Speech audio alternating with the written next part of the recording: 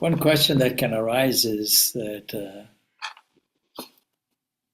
how do we know anything? And when we talk about knowledge, we're normally talking about knowledge of things that are within our familiar world. So generally, we see and then we verify facts of this physical world. That's how it works.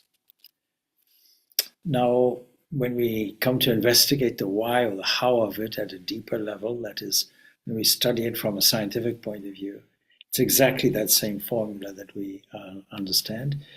We form a hypothesis. First of all, we see, and we try to explain what we see, and then we try to verify it through repetition, experimentation, observation, and not only once but several times, so that there is a level of certainty. Statistically, it is called sigma. And when we talk about, for example, modern physics, we're talking about sigma 5 is the highest. In other words, we're pretty sure that it's not just a hypothesis. But we begin with a suggestion, with a hypothesis that might solve a certain problem that we may have. But you see, when it comes to spirituality, we have to rely on those who have made those experiments on the inner world. And we can say that with equal ease of seeing and verifying facts, the sages, the mystics, those people who have done an internal investigation, and they do it, they see, and they repeatedly verify the facts over and over again, not just once, not just one group of people, but universally. And it is no surprise, therefore, that we come to exactly the same conclusions. So these facts verified in the spiritual field, and the result of that is what we call scriptures. Now, when we look at scriptures and no further, just as mere words or theories or something of that nature, then we are misunderstanding what we read. Scriptures will be a record of somebody's experience in terms of seeing and verifying. And you may say, in the inner world, how can people see? Well, there is the inner eye of intuition. It is only through that avenue that they are able to see and verify. So scriptures make statements of facts. And if you want to yourself verify the facts, you'll have to go along the same avenue of disciplines.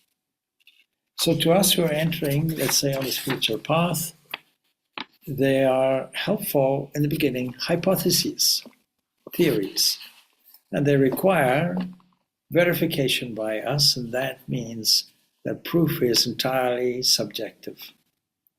So we must, each individually, undertake certain disciplines, purifications, to enable us to experience the truths that are indicated.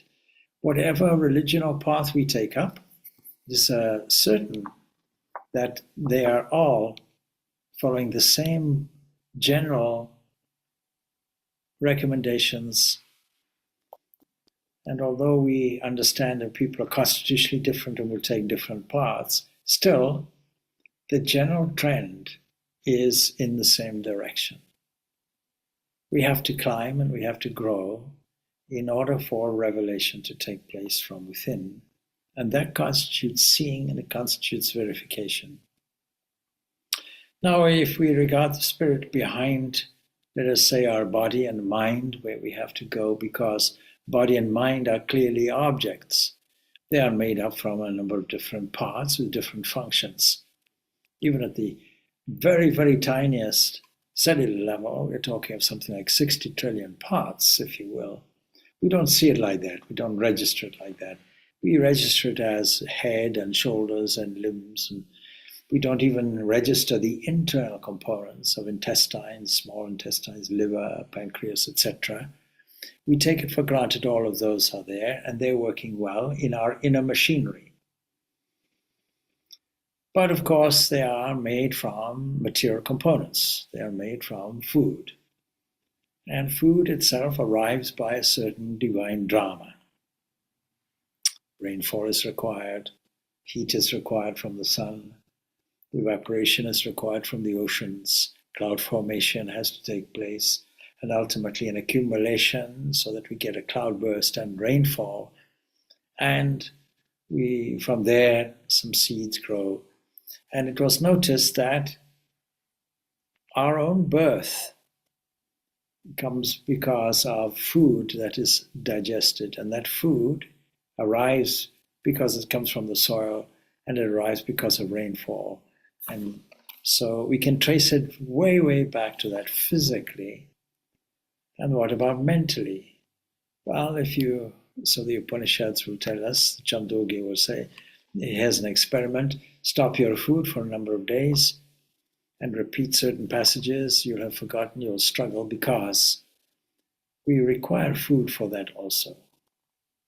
So we then declare that the body is gross mind and the mind is subtle body. It's just a degree of subtlety. So what is behind this body and mind? That we discover, the rishis discover, and we also will discover, is pure spirit. And that is the same pure spirit that is behind the entire universe. And the Bhagavad Gita notes very well, even as far as the second chapter is concerned. So it tells us that na jayati vrayati va kadachin yam bhutva bhavita va na bhuyaha ajo nityaha shashvato yam purano na hanyate hanyamani sharire purano ancient. This internal self, this Atman behind the body and mind, is actually never born. It doesn't die. Do we believe in reincarnation? Only reincarnation of foolishness. But the body itself comes and goes, no doubt, and changes, we must have noticed. And we know that this body was born at a certain moment. For passport purposes, we use it. But the Atman, that internal thing, is never born. It never dies. Coming into being and ceasing, they don't take place in it. So how do we describe it? It is ajo nityaha. It is not born. It is eternal. It is nityaha. It is changeless. It is ever itself. It is ancient. It is not slain when the body is slain. We have to get used to that idea in our investigation. But how do we get used to it? We have to take on the disciplines. So it's neither born, it doesn't die, it's unborn, it's eternal, it's changing, it's ancient. Ancient meaning not in time, but even if you go to the most ancient, it is still there. Now we can look out into deep space, ever increasingly looking at many, many billions of light years in the past. No matter how far we look, even if we postulate the beginning of it, this is still there before it. It doesn't perish when the body dies or is slain. So it's very similar, of course, to the biblical statement, the kingdom of heaven is within you. And not just within you, but within. It is very, very subtle, in other words. And of course, it's not just the kingdom, it's the inference is the king is there. And there are, of course, many modern writers, comparatively modern writers anyway, who give lucid explanations of the principle involved.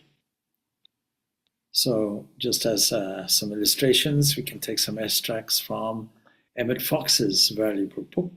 He writes a book, Power Through Constructive Thinking. See the title.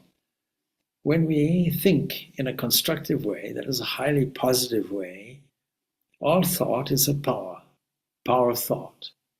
Whatever we are or now is because of this power. But don't take it as your power. It is all divine power supplied at your substation. So we should think constructively, not destructively. Constructively means in positive ways, non-egoistic ways. Destructive thinking, we can catch ourselves in it. Destructive thinking loaded with criticisms, self-criticisms, criticisms of other things, the need to adjust, recriminations, resentments, jealousies, and even wants and desires that will entrap us. So, he writes in the chapter of life after death in this book, Power Through Constructive Thinking. He says, the actual truth is that there is no death. They're completely the same thing. When a person seems to die, all that happens is that he leaves his body here and goes over onto the next plane. Now, we're not talking about airplane. We're talking about a level. Otherwise, unchanged. He falls asleep here to wake up on the other side, minus his physical body, but enriched with the knowledge that he has not died. When we come across people, many reliable verbal experiences, recorded experience also of near-death experiences, they are always in a positive light, all with salient components. So what happens? We slip into, or we slip away with a subtle body. And this slipping away, this other plane, in the Indian texts would be called Sukshma Sharira, subtle body. And so this writer, Emmett Fox, like many others, calls this the etheric body. Some people call it the morphological body. There is a particular author who uses that phrase, the morphological body. His name is Rupert Sheldrake. And the system that he picks up from it, he calls morphological resonance. So this etheric body is how it's described. It doesn't surround the physical body. It interpenetrates it. It's not a thing with boundaries like the physical body. And during the waking state of consciousness, the two bodies remain together, interpenetrating each other, physical and the subtle. And during sleep, however, the greater part of the etheric slips out of the physical. And it is this slipping out that we call sleep. So the same thing happens when you take an anesthetic and go into a coma or something like that. A blow on the head or something induces a coma. But in a most beneficial way, it occurs during a kind of trance. The etheric body is, in fact, the repository of all thoughts and all feelings. And it includes the conscious and the subconscious minds, if we want to separate these two. It's what we commonly call the personality. And that's why the personality survives death, because it resides in the etheric, which passes over intact. Like going to the airport in a taxi representing human body. We have a certain purpose, a certain destiny, and the taxi breaks down. It's okay. We call another taxi, and we transfer our baggage, subconscious, conscious, into this new taxi, new body, and we go on. We don't stop. It's not the end. So the physical, of course, unlike that, decomposes when it's left alone. And after sleep, and after the like of sleep, we can return to the normal waking state because, and the writer Emmett Fox calls it, the silver cord still connects both the physical and the etheric. And when that cord snaps, that's what we call the moment of death. It takes place because the etheric or the subtle body or the Sukshma Sharira leaves. And then it leaves, of course, the physical once and for all. Physical is left behind. We all know what it happens. It itself doesn't really die. We were talking about the Sukshma Sharira, but even the physical body doesn't really die, goes into a transformational state because it decays. And the result of that decay is a progressive thing. If we don't burn it, we bury it, then we can mark the levels, and archaeologists may dig it up after some time.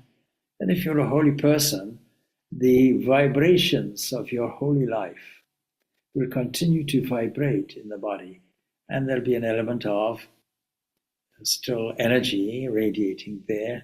And so these bodies of saints and so on can be in a state of preservation, self-preservation.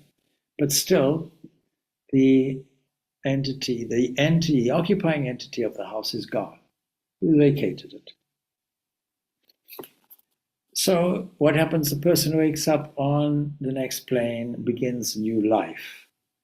Now, of course, there are exceptions. What are the exceptions?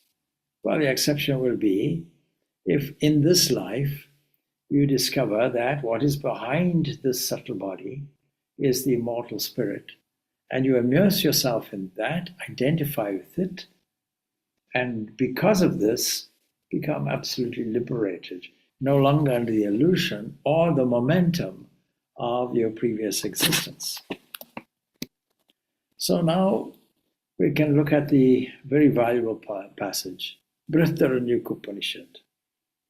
The whole key is in the name. Aranyaka means a forest, Brah means or infers a hugely inexhaustible forest, vast body of text. And the context is the passing over of the non-illumined person, which is what we've been discussing. So this means that one who is troubled by some unfilled desires is what it is. That's what keeps the momentum going. And if you get this liberation in this life, it's because you have what is called, in the Bhagavad Gita itself, it is called Brahman Nirvana, but in Buddhism they drop that Brahman and they call it Nirvana. It means the cessation of all the desires. Don't forget, in Buddhism, all our pain, all our difficulty is because we have these passions, these desires, these wants. That's what fuels the thing. What is evolution? Evolution is simply a continuation of the desires and accumulated experience that sees there may be a formula, but it is entirely materialistic. So the satisfaction of these desires, or sublimation, that would need another embodied existence, and if that's not satisfied, another one and another one, so be it. And of course, some passages in the Brihadaranyaka Upanishad will indicate what happens when death takes place. Now, one section, section 4 of the Brihadaranyaka Upanishad, 4.4.3, you can also take 4.4.2.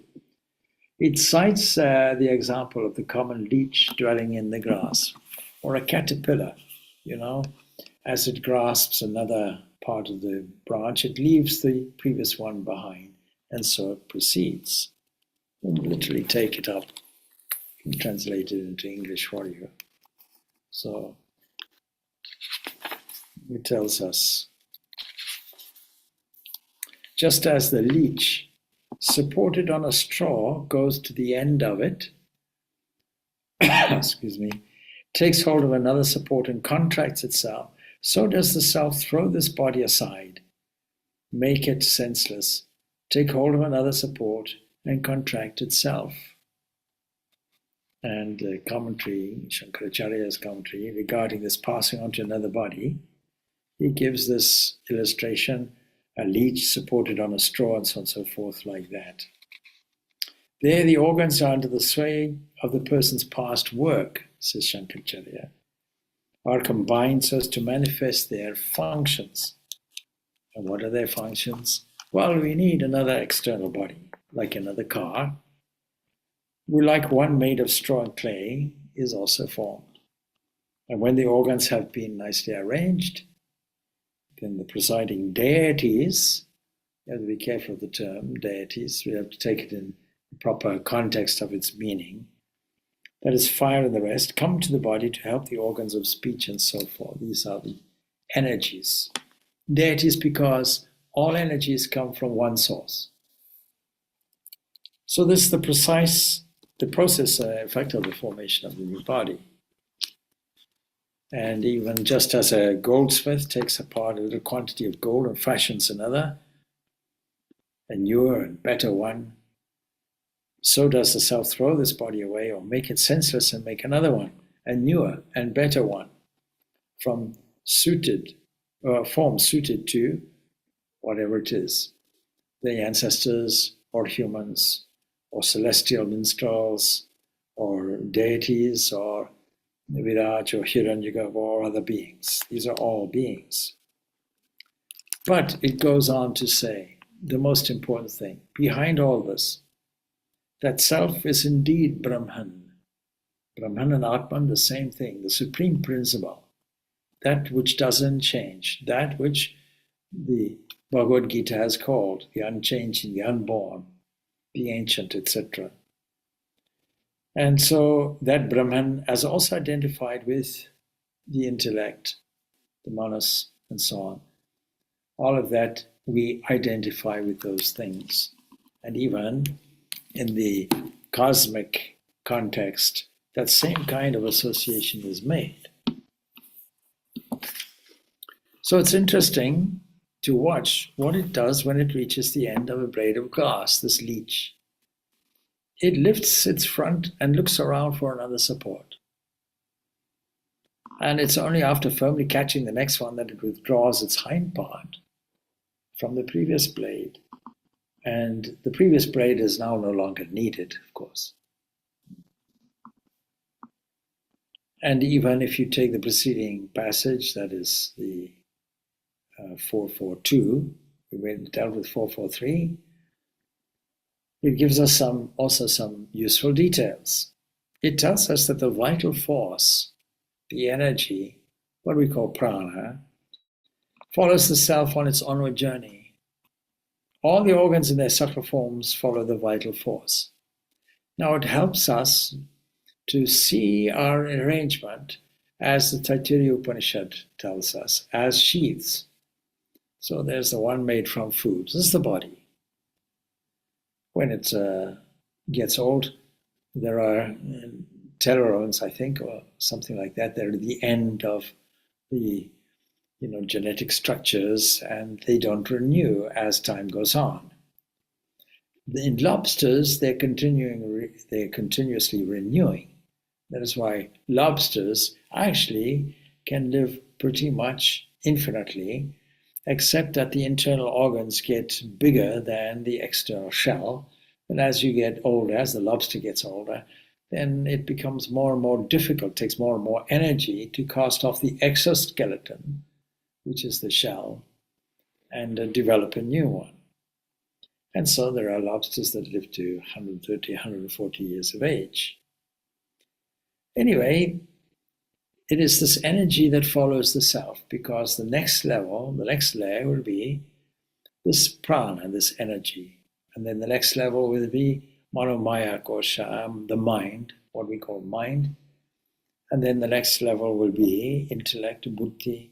And the next level will be bliss, and so it goes on. So if we think of things like this, we understand that all that happens when the unfulfilled person with desires dies, as it were, all that dies is the body.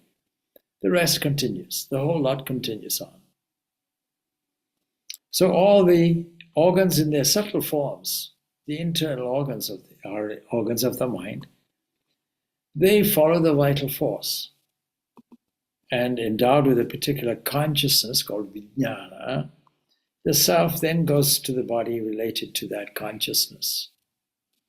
And it consists of the individual's knowledge, accumulated knowledge, their work, their actions, their past experience. This is called purva prajna. And these three, they accompany the self on the journey. They serve as the capital for it to start its new life.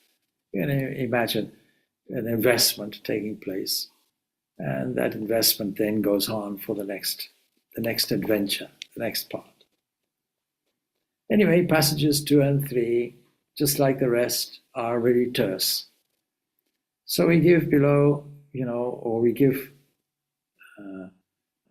below the commentary on this is Shankaracharya's valuable commentary. What he says is like this: every organ, we are told, becomes united with the subtle body of the dying person. Relatives talking to him, I should say, that he doesn't, find he doesn't respond. Hey, are you there? Doesn't respond. So then say that he doesn't see, he doesn't hear. They think he has lost his consciousness. But really, you see, consciousness brightens in a special way. Now, we know from research of dying people and the work of Elizabeth Kubler-Ross, who's a specialist in this area, late Elizabeth Kubler-Ross, that even somebody with dementia gets full memory back at the last moment. In other words, they overcome the physical constraints of dementia. It's also akin to the luminosity in which dream phenomena are cognized. Because in dream, that is, the conscious is there and the unconscious is there also. Sleep-oppressed memory is how it is described in the Patanjali Yoga Sutras. So this is the self's natural luster. It's never lost being imperishable. It is viparilipo na vidyate avinasitvat. In this case, of course, the knowledge and work referred to can be those enjoined by scripture, or it can be of a forbidden type, like an elevator, either taking you up or taking you down, or even neither enjoyed nor forbidden, just like, let's say, going for a walk, in between, not going anywhere.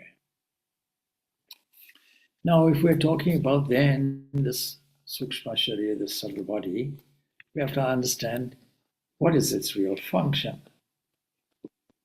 And so when we identify with the subtle body, the causes our relative existence. We are still carrying, as it were, the structure of the mask, the personality.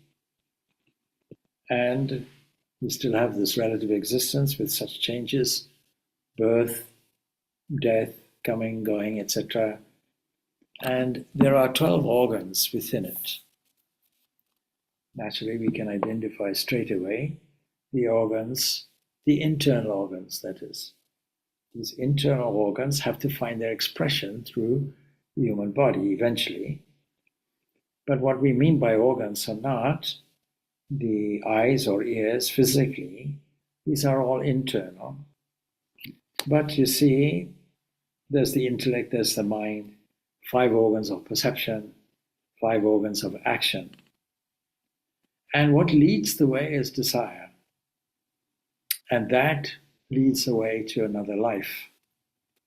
So the intellect follows close behind, of course. It's like the prime minister behind the king. So the 12 move, though, not as individuals, they move as a single group. It's the fund of impressions accompanying the party that initiates fresh action or brings past actions to fruition, obeying the law of cause and effect, sowing and reaping. So the organs of the new body, they will not be skillful in unpractical work or unpracticed work because all the experience is accumulated. Now, if you think how many bodies were necessary to make this human body, then even the experiences of bacteria would be there. Even, I would say, the experiences of the subtle elements will be there that combine and recombine to make a classical world for us. And so they carry the organs, and the organs, therefore, the new body easily attains the skill even without practice in the new life. That is why we come with certain propensities, certain skills. So that's why some are found to be clever, let's say in painting, some in music, other people are geniuses, for example, and then there are the less obvious people, I should say. But still, we find some unique talents from birth. So these three then, knowledge, past work, and past actions, and the impressions left by them, these are the means of regulating the nature of the next embodiment. But do we want another embodiment is the next question. And we began with a theme from principles to practice. The principles, just a review, consists of a hypothesis, something proposed by somebody who says, I'm proposing this, I have the experience of it, I've seen it and I verified it a number of times over and over again. But here's the methodology, and the methodology we call spiritual practice.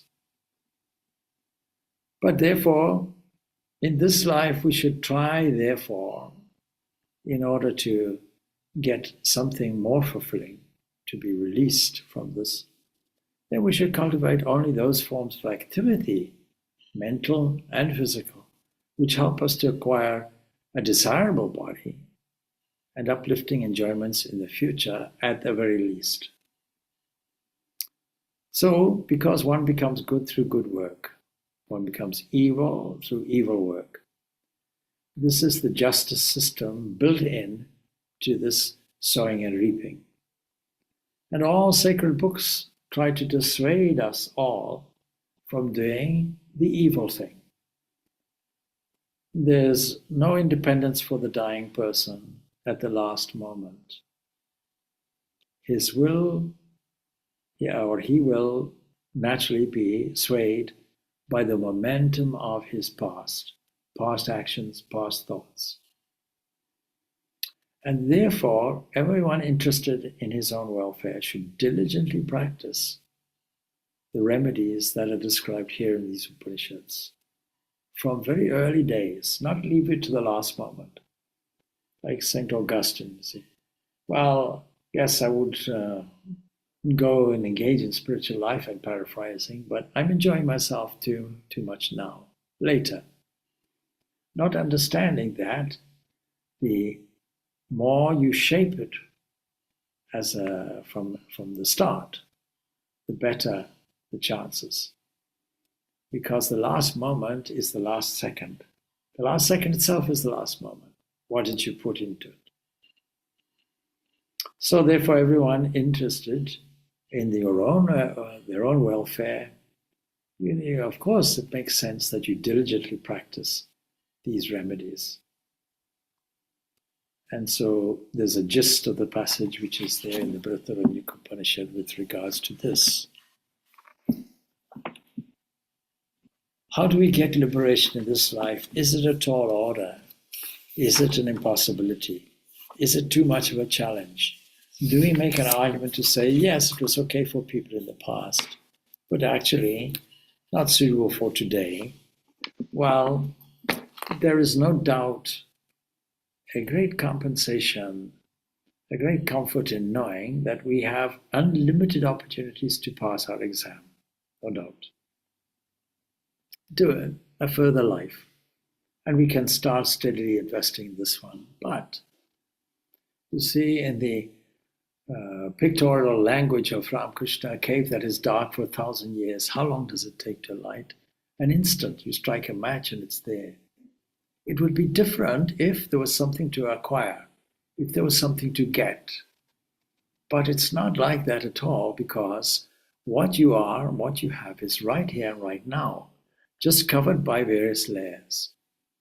And nature gives us a kind of deception which says, this personality and the environment around it, that is your reality.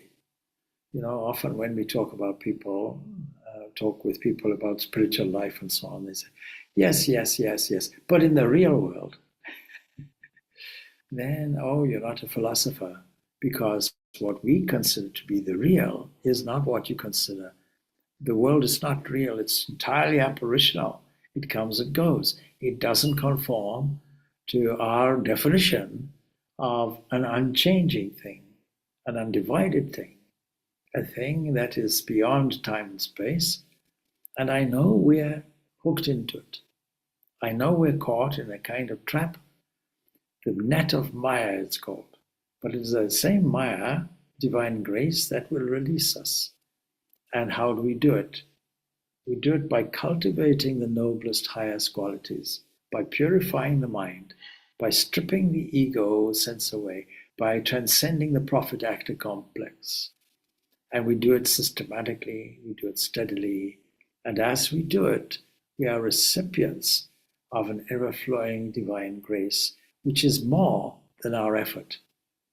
More than our effort means that every step we take, 1,000 steps of divine grace flood us.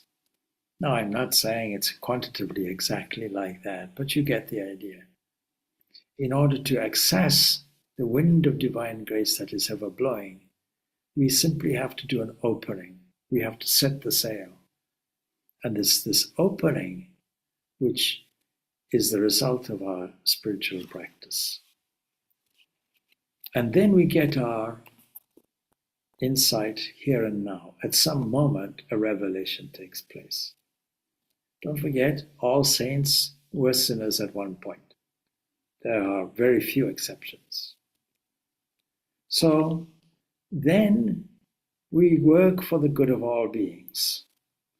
You know, I was having a conversation with somebody from Northern Ireland, and they were saying, yes, the last few years I've been practicing for my liberation. Is it selfish? And I said, yes, of course it is. Because you're still trapped into this sense of individuality that you have to be released like a bird in a cage. You're trapped. The Imprisoned Splendor, there's a title of a book by Reno Johnson, and it's just an image, but the prison door is always open. It looks like a prison, but the door is always open. You just didn't know, how will I get out? How will I walk through the open door? And one thing is that you will work for the good of all beings because self-forgetfulness is involved, concern for the other, giving the other food, as it were, and you taking the crumbs, not the other way around, not giving the crumbs that are left. And nature itself shows us the way. Nature is kindly. It shows the truths that all beings are seeking. And at first, we can duly fix the goal. We think there is something to aim for. And then we start researching on well-planned, well-tried and tested lines. And as these tests proceed, those who are wiser have watchful eyes, and we ourselves must watch. And we can perceive all the clues that nature gives us, and they are everywhere. Is there evidence for God? Certain neo-atheist people will say, oh, no evidence, no evidence. Well, yes, there is evidence. It's everywhere we look. And so we can set right our faults, and we can use new techniques. We can forge ahead until the goal is reached. And the way that science has worked is exactly the same. Great progress is made, vast knowledge is gained, and the knowledge can be used to bring good life and peace to all the earth, rather than putting it into missiles and nuclear weapons and so on. Well, we'll leave it there. Apart from anything else, the battery is on my computer is now at its lowest ebb. So before it sleeps, we'll leave it at that. Om Shanti, Shanti, Shanti. Peace, peace, peace be on them all. Thanks. Thanks. Thank you, Swami. Om